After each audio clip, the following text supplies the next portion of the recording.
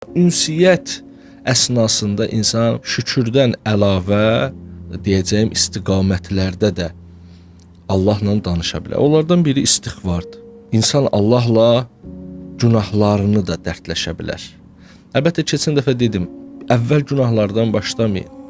Amma yavaş-yavaş ki söhbət alınır, artıq mən günümün əksər vaxtını Rəbbimlə danışıram. Xoş olsun belə kəslərin anla. Əgər sən ki başladın günün əksər vaxtını ki Rəbbinlə danışmağa, orada artıq nemətlərdən sonra bir rəngarənglik olsun deyə, həm də ki belə də zərurətdir bir mənada, insan istiğfar məsələlərinə də daxil olmalıdır. Rəbbi ilə günaha aid olan məsələlərdə danışmalıdır ki, ilahi, məsələn günah etdim, heç istəməzdim, filan günahlara qarşı çox zəifliyim var, onun aradan getməsində səndən kömək istəyirəm. Əslində belədir. Bax, bu məsələləri də gündəmə gətirməlidir və hər o günahının yanında bir zikirləri də olmalıdır.